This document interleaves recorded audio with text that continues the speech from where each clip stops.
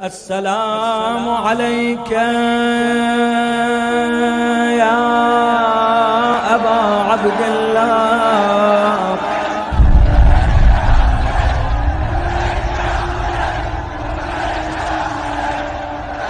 وعلى الأرواح التي حلت بفنائك.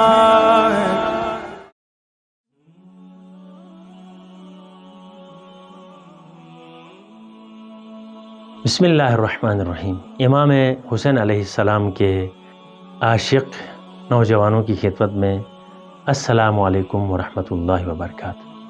ایک سوال عموماً پوچھا جاتا ہے، وہ یہ کہ کیوں امام عالی مقام نے روز عاشور نماز کو وسط جنگ میں پڑھنے پر ترجیح دی؟ کیوں امام نے خیام کے اندر نماز نہیں پڑھی جبکہ حالت جنگ میں تھے امام؟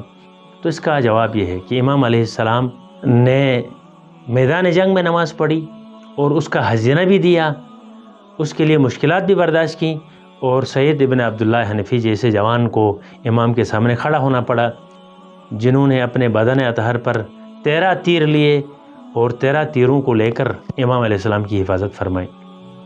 اس کے کچھ اہداف بیان ہوئے ہیں. پہلی یہ کہ امام علیہ السلام جو ہے وہ دشمن کو بتانا چاہ رہے تھے کہ ہم اہل نماز ہیں.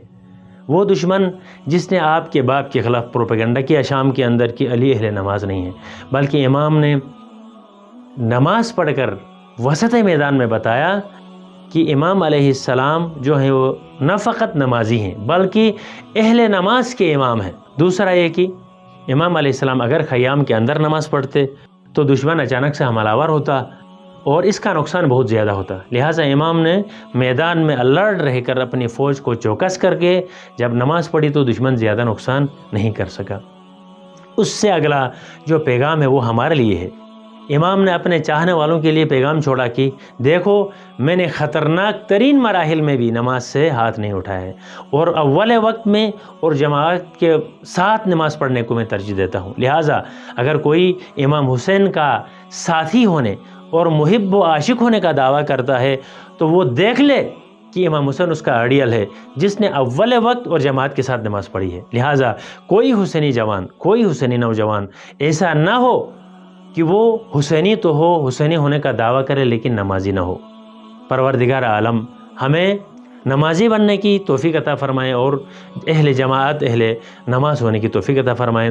اشہد انک قد اقمت الصلاۃ وآتیت الزکوٰۃ. السلام علیکم ورحمۃ اللہ وبرکاتہ.